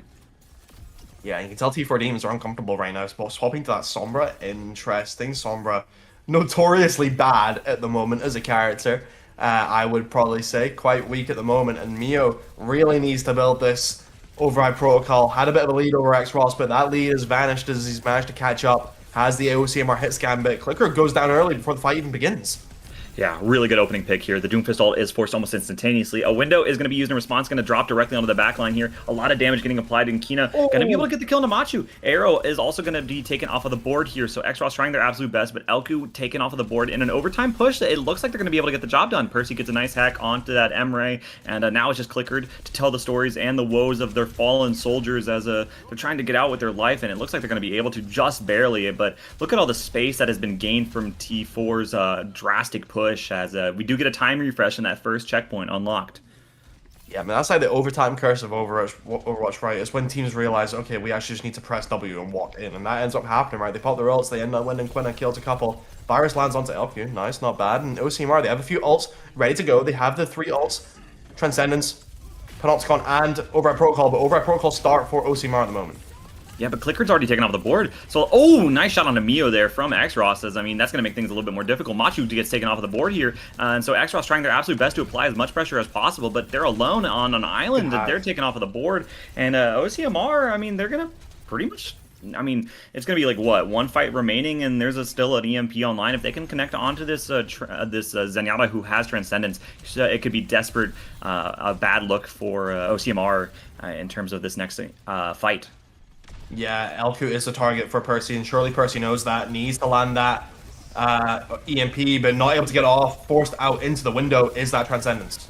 Yeah, Transcendence is utilized, but it's not going to matter all too much as the EMP is now going to come through. A lot of back and forth trades, however, and Clickard going to go absolutely massive with this barrage here. It's just a Baptiste left from the side of T4 Demons, and that's going to be a team kill. But the point was capped. The point was capped. No. I was waiting for you to realize that the point did get capped. Heartbreak for OCMR and Clickard, but you know, too little, too late is the Farah of OCMR as Quina rubs salt in the wounds. Aro goes down on this Baptiste. Aro does have the window when he comes back, though, and there is only 2 minutes on the clock for T4 Demons, so it's not all over for OCMR at the moment. Percy needs to farm up this EMP, though. The EMP got so much value that last fight. EMP, probably one of the highest value ults in the game. It's one of the only things that makes Sombra realistically viable, as Quina looking to just survive with the meteor strike. Whoa. Quina tries to use their ult on Orisa, and I don't know who told them that would work, because it definitely does not, as the rest of OCMR are going to be set up to the high ground. However, the Orisa dropped, as X-Ross is going to be able to get the kill onto Larva and Alvin, so now it's going to be a 4v5 situation. This Doomfist taking a lot of damage, going to try to have to punch back, I would assume, yeah, and so right now you don't have any ults if you're the side of T4 Demons. OCMR have a lot coming online here. This should be their fight to win, but they have to make sure not to over-ult, otherwise it could be desperate once we get to that overtime situation yet again. Yeah, and Quina under a lot of pressure punches in. This Orisa swap from Matthew's really proving its weight worth in gold at the moment. Percy under a lot of pressure as well. As T4 Demons, you can just afford to spend a little bit of time building up some more ults, just spend some time farming, and that's what Percy's doing at the moment. But somehow gets the kill into Clickard. Yeah, Percy going to be able to find that shutdown onto Clickard, as is now going to be 77% to that EMP. The windows get popped and Machu gets blown apart almost instantaneously. The override protocol from X-Ross gets hacked out of the sky, and Kina's there, but Kiriko teleportation is going to be utilized, but Kina's going to be able to shut that down instead. So 50 seconds left on the clock, and it's just this X-Cross, but no, Kina's going to be able to shut that down as well. So right now, you're desperately trying, if you're OCMR, to get back in time to utilize your ults, but the Farah going to have Barrage gets blown. Not going to be able to find any value, as X-Ross going to be coming back onto that venture, but there comes a Captive Sun. An EMP is still on the board, and despite all odds, despite how that first point was looking, I mean, that's going to be T4 taking it a 3-0 start with 25 seconds left on the board. Not a bad push, all things considered. Yeah, I think you're going to be happy if you're T4 Demons, but that doesn't mean you have to be upset if you're OCMR, right? That's a pretty solid hold, and it's definitely winnable for OCMR. They proved how strong they can be on that first point defense, right? They held back T4 Demons so much on that first objective, right? And you have to imagine if OCMR do get this map win, they're just going to ban the Doomfist on the next map. So they're really gambling right now, because they could have just banned the Doom on this map, right? And forced a bit more of a poke mirror, which honestly, I think OCMR are winning at the moment. X-Ross is going absolutely crazy on this M-Ray, finding the better of Mio in a lot of these altercations. This Bapillary backline, you know, you'd think it would find a lot of value, but honestly, I feel like it's not been getting the amount of pressure you would have hoped that it might. Percy forced onto that Sombra as well. Did do a little bit of work on that Sombra, but again, not as much as you would maybe like, as I'm looking at T4 Demons and Mio. Is he out of spawn? Is he? He is. Oh my god, he's actually. Oh playing my Soldier god, 76. it's Soldier 76 time. The legs is coming out to play, Look and at OCMR, I'm looking at OCMR. Yeah. Look at OCMR's comp for half a millisecond, shall you? This is mysterious. This is I swear I saw Team Germany run this at some point with Hadian. I swear I did. As are they really gonna run out? They're really gonna run out on this, huh? Okay, they're gonna Cashton, and the Rhino's gonna try to take aggro. As T4 Demons, I hope they don't. I hope they know about it. Otherwise, it's gonna be a very bad surprise for when they don't see. Oh my god, here we go. Oh my god, wait, I'm at the edge of my seat. Hold on. Okay. Oh, they know. Oh, they know. Oh, it's a problem. Oh, everybody run. Everybody run. It doesn't work in the favor. Oh, no. Clickard. Clickard's going to be taken down as X-Ross gets that trade on the Percy. Really back and forth exchange as... Oh, they're trying again. Oh, they're trying again. It's not going to work this time, guys. Oh, the BAP knows. The BAP is jumping for joy as they're going to be trying to get something done. A lot of damage onto Mio, but not going to be able to take anything off of the board just yet as... The Reinhardt's going to be able to take a lot of space here, but... not going to be having a lot of ult charge on the table as The May is going to be coming online here for Clickered. I don't know if they've really ever run this composition before. Hopefully they have, as they do command a lot of space here. And they do get that cart pushing up just a little bit. That hack does come through, but Percy's taken off of the board. So now it's a 4v5 situation. This window is coming online here for Arrow, and Axros getting that shut down onto the Alari. And ooh, nice shots there from that May from Clickered. And Axros going to be able to find another one on that cash. The third time is the charm, as they are able to win that fight out. And that's probably going to be the first point. Yeah, I mean, OCMR, you know, eventually you'll get there, right? And they don't give up after that first peak where X-Ross almost goes down immediately. And even if the Bastion isn't getting too much kills while flying over that, it's drawing attention, right? Larvin Alvin constantly having to look up over his shoulder and in fear of getting absolutely nuked by this flying Bastion, right? And it allows Machu to get so much space. And now Clickered has the Blizzard, Aro has the window. So this is looking really good for OCMR, who have 4 minutes 42 to push through the second phase of Circuit Royale. Yeah, they have so much time and they have so many tools to do the job with. I mean, this catnap, it's not going to be able to find as much value as you maybe wanted to. Maybe you can catnap the Doomfist and try their absolute best, but T4 Demons have a lot of ults also coming online here. They're just a little bit behind. Percy has swapped over that Tracer, but we're going to have to find out as Elku taken down did force that catnap. The Blizzard's going to be able to connect onto that window. Not going to be able to find a kill just yet, as Immortality Field is forced, and both supports are down for the side of T4 Demons. This Visor's going to be coming through from behind, but I mean, Percy and Kina going to be able to find individual picks. That's going to be a good fade back, as X-Ross going to be back. So is Elku, as it does look like it's just Kina alone on the objective here. Going to be flying high into the sky, direct orbital strike onto that Doomfist. Not going to be able to find that kill, but there's so much space, and I mean, this could potentially be that second point unlock. Yeah, but the problem is for OCMR is that Koremi has this Captive Sun ready to go, and it's really on Clicker to Machu to wall it off, but the shatter is huge from Machu. Yeah, don't talk to me until I've had my fat shatter is the saying. The Bastion gets taken down, however, and a nice Captive Sun is going to make things a little bit even despite how fat that shatter was. And so T4 Demon's going to be able to hold on for just a little bit longer. Nice shots there from the Alari. If I remembered how to pronounce their name. Hold on, wait, I'm going to give them the credit that they deserve. Koremi going absolutely nuclear on that Alari. Going to be able to shut down a lot that was used. But a lot of ults were used from T4. I mean, they have nothing in the tank right now. Yeah, and they've realized that maybe they need to swap for this little bit. Unfortunately, Machu's shatter, it did manage to get Quina, but ooh, nice little shot by Aro onto Percy right there. It did manage to get Quina, but team couldn't capitalize. There was no damage right there as X-Ross makes a swap over to the Emray, but problem is, T4 Demons, they're down one character, they're down Percy who swapped to the Tracer, but there's no ults available. Mio on the flank though, lovely little kill.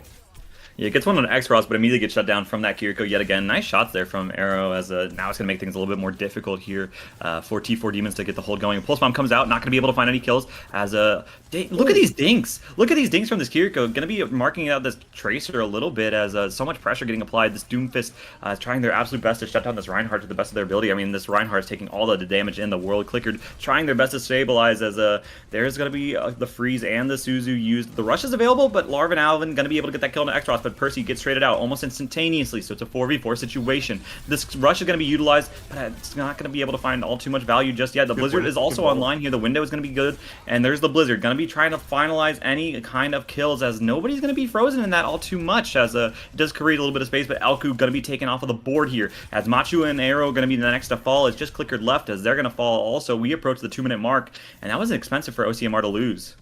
Yeah, I think it's a bold decision to go for the Kitsune, and it's bordering on a psychotic decision to go for the Blizzard right there. Try mitigate the value from the window, but your May, you can just wall it, right? You can just wall where the window is, and that window is effectively useless. Tried to wall the choke, but I don't think the wall was perfect match to walk around it. It's Quina is holding space, dodges that pin. Very, very cute. He exploded. Yeah, did anybody see that Reinhardt? Because I sure didn't, as it is going to be a 4v4 situation. The spawns are favoring OCMR a little bit, but oh man, Kina going in really aggressively, trying to find any kind of kills to stabilize things, as this May is also there. Oh my god, please! Oh my, wait, did Larvin Alvin drop? That might be a problem, as they're trying their best to stabilize off of that. Immortality Field has also been forced instantaneously as we approach a minute left. Oh, that punch was nasty. Not able to find any picks. The TP has been utilized, and they do know that. The beat has also come through from Elku, however, so it is going to be a nice stabilization here for OCMR. They're going to be re-aggressing onto the objective. Machu is close to that shatter. Has that coming online here. Could be a fat shatter. Don't talk to me until I have it. A pin into the backline. Going to be able to connect onto that Doomfist, and a shatter goes through onto Mew, shutting down that visor, as now it's just the supports left for the side of T4 Demons as we approach 40 seconds left. Oz in chat from Mio as, yeah, Larvin Alvin gonna be taken down. It's just the Alari left to run away and try to survive the horror story of the Reinhardt as we get a time refresh approaching the 3rd point.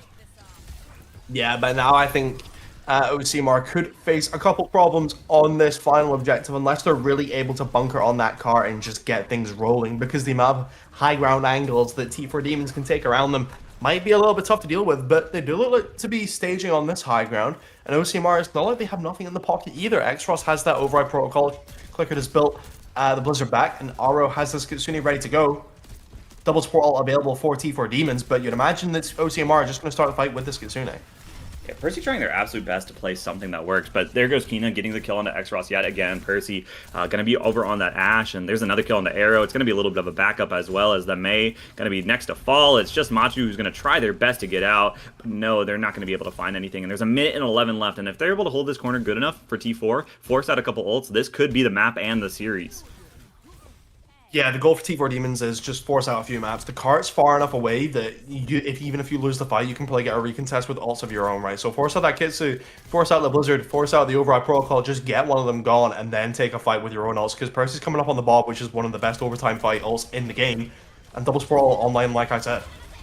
Yeah, there's the rush coming online here. Captive Son is utilized almost instantaneously, and Elku gonna be falling. Actually, wait, both supports are off the board here.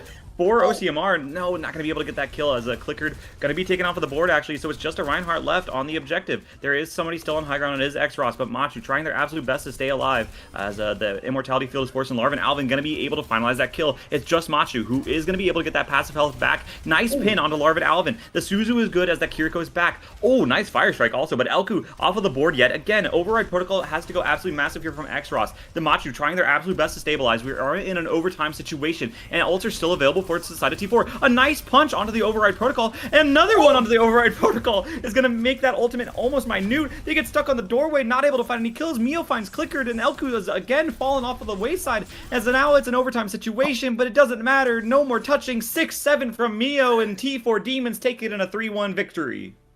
Yeah, I mean, the 6-7 emote to wrap it up. It's just what you expect from a Soldier player, to be honest. And Machu, try as you might on that final point to live as long as you can. It's not going to be enough. And, I mean, how crazy was Quina in that final fight? Punch after punch after punch. Ridiculous from the Doomfist of T4 Demons, as Percy, on this Tracer, you know, maybe wasn't as comfortable as he was on the Reaper, but proving that he can get it done no matter what flights DPS he is on at the end of the day. Credit to T4 Demons for that 3-1 win. They do drop their first map in the last several games, but still a relatively confident win, and proving that they're quite adaptable, can play a number of comps.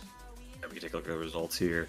As OCMR did, I mean, they took that Lijiang in a really close series, but then, you know, it got a little bit away from them. They were only able to get 2 points for the rest of the maps. I mean, Rinasapi, you know, obviously it only goes to 1-0, but I mean, Servasa wasn't close, and I think Circuit was a lot more close, but I mean, I definitely think that OCMR can make a lower bracket run, right? This does mean that T4 Demon's going to be going against Lightning in the next round, and OCMR going to be going against a Void list in the lower bracket. So, you know, now they know their next matchups, and hopefully they can adapt from there. We can take a look at the bans here. Definitely some interesting bans. You know, it's not every day that you see Orisa ban from both sides. Yeah, I mean, OCMR initially banned that Orisa because they thought Signal would just run the Orisa, but then T4 Demons stopped Quina in, and then it's a whole different story, right? It's like, oh, now we want to ban the Orisa because, well, you know, definitely playable. And Machu did go on that Orisa point, if I'm not mistaken. I think for a little while. Not too sure, but either way, it didn't work. You can't stop Quina when he's on a roll. Tried a number of different tanks, even tried the Domina as well. Didn't end up working too great. Reinhardt ended up working a little bit better. That funny little comp from OCMR, but just about doesn't get them across the line. Yeah, but for now, we are going to be throwing it to a quick break. When we get back, we'll have one of the players from T4 Demons here for an interview. Don't go anywhere, folks. We'll be back in just a couple of minutes.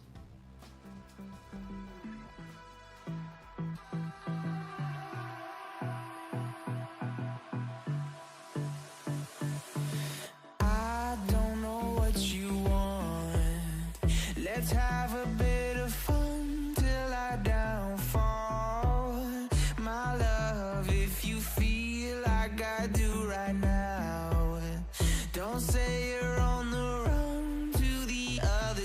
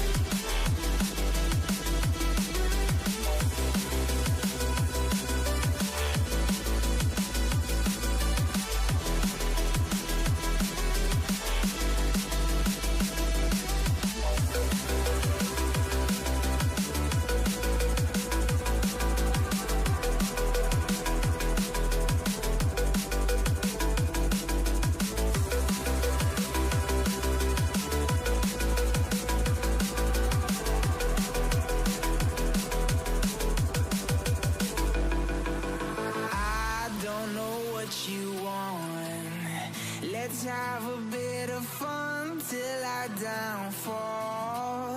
My love, if you feel like I do right now, don't say you're on the run to the other side. My love, you say you wanna try, but you never do. Sugar, there's a reason why we lose.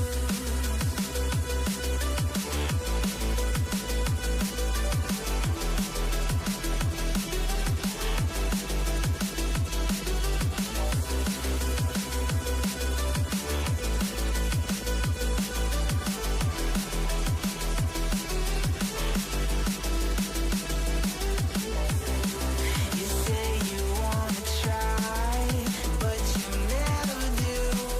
Sugar, there's a reason why we lose. You say you Welcome back, everybody, to our post-game interview. Here we do have Mio and Quina. We've been saying Quina. Are we right with Quina? Yeah, Quina's okay. Okay, all right, beautiful. From T4, from T4 Demons. Welcome on in to our post-game interview. How are you guys feeling? We're feeling good. We're feeling excited. Yeah, it was a good win. So yes. Yeah, I did want to talk to you guys about your recent performances in the CGL. I mean, you guys have been completely dominant. Almost every single game you guys have played in recent history being a 3-0 situation. And this was your guys' first series that you guys have dropped a map. And it was Lijiang, of course. But I just wanted to ask, like, what was it just like the warm-up map? Or was there something on their team you weren't expecting? Or like what really happened? Obviously a 3-0 is a little bit far-fetched. But I mean, you guys have been providing all of those on cooldown, so I just have to ask, what changed from your previous series to this one? On Lijiang, our tank that was on Orisa signal, he hurt his thumb like mid-game, so he couldn't hit any shots, so that's why we lost. Yeah, and I also think we were like in a pretty laughy mood. Like everyone was laughing. Actually, me and Perchi, like we were. Maybe I was a little bit distracted, but. Like, yeah, I think we were just all laughing around and we were like a bit trolling, so maybe that's it. Well, I mean, it didn't look that way, particularly for you, Quinn. I mean, on that Doomfish, you came in on Saravasa and it was a 3-0 immediately. But what always caught my eye is that you guys stuck with that Baptiste, right? Not even going for the Tracer, Percy was sticking with that Reaper. So what is the reason that you just didn't go really lean into that kind of full divey kind of style with the Tracer, with the Lucio Curie? Is it literally just comfort? I don't think Larvin plays that much other supports than Bap and Ilari. Yeah, so I don't really need like dive teammates for me to actually do stuff. I think I can just, if my hits can play, is just shoot from afar. If they tell me who's low and stuff, I can just finish them off for them. So I think I don't really need like a Tracer by my side. I mean, it would be like better, but not, you don't need it. Yeah, and also like we all just play comfort picks. Like we saw on the circuit, I think both teams just played like whatever we wanted. Yeah, I mean the comp that OCMR came out with on Circuit Royale with the cat bashing over the wall, it must have been a little bit of a surprise. But Mio, you rotate between like kind of the three main hit scans at the moment: the Cast, Soj, Emre. Do you have like a preference for one of them specifically, or was it just kind of like whatever in the moment felt good? I can't really choose one of them. I like all three the best. But Emre is definitely strongest now. So if I play Emre, I just want to win. If I play Soj, I don't know. I just try to win. If I play Cass, I just want to shoot, I guess. I completely think that's fair. Yeah. I do have one question for you both before I do let you guys all head out and celebrate with your team. You guys are going to be going against Lightning next in Winners Round 3, and if you guys win that, you go straight to the Grand Finals. And so I want to ask, are you guys a little bit afraid of Lightning? Are you guys feeling confident about going against Lightning? Are you guys making sure that you're going to go all the way to Grand Finals? Do you guys think you can win the whole thing? I haven't looked like at any of their matches. I don't know how they play. I haven't seen much, but I don't know if I should be afraid. But right now I'm not. So I think I'm feeling pretty confident that me and my team can just push it up all the way to the grand finals, or maybe even win that. Yeah, they're probably the best team. I don't know, after Skyflock maybe? I think Skyflock is maybe the best. But we played a lot of Skyflock, so I think we can be prepared for a good team, yeah. Well, listen, thank you guys so much for being here. Before I do let you guys go, of course, is there anybody that you would like to shout out?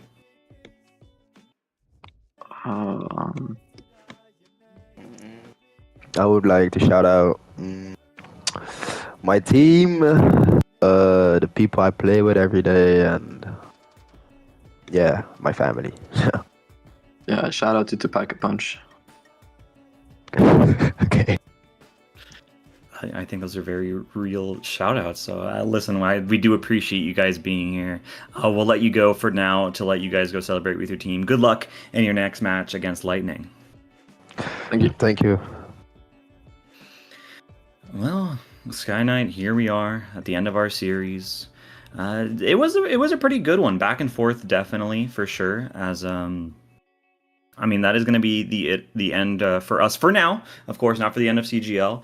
We do have a couple more matches scheduled later on in the day. Virtus Pronouns Academy versus Zebras, Fallen Vortex versus Dire Triggers, and Vesuvius versus Hashira.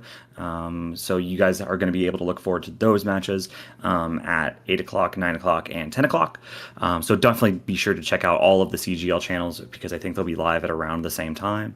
But Sky, anything that you wanna say before I close this out? No, just congratulations to T4 Demons. Look strong on that map, and I don't see why they can't keep going. When all commiserations to OCMR, but put up a strong fight against clearly a very strong team. So if there's any team to make a lower bracket run, I'd keep your eye on OCMR. Yeah, I do definitely agree with that. I think OCMR, we talked with the players and they said that they were only really worried about Skyflock, which OCMR beat in a 5-mapper, and then T4 beat in a 3-1 situation. So like if we look at power scalings, then T4 do seem to be the top dogs. We'll have to find out, of course, when they do face Lightning. But that is going to be it for us right now. Thank you guys all for watching. Shout out to Bert and Nano behind the scenes, being the production and observers. Without you guys, it wouldn't be possible. Shout out to everybody watching at home. We do appreciate everybody being here as always. Be sure to fix your posture, drink some water, get some good rest, and be sure to tell somebody that you love them. I've been Mega Ninja, that's been Sky Knight, and we'll see you guys next time.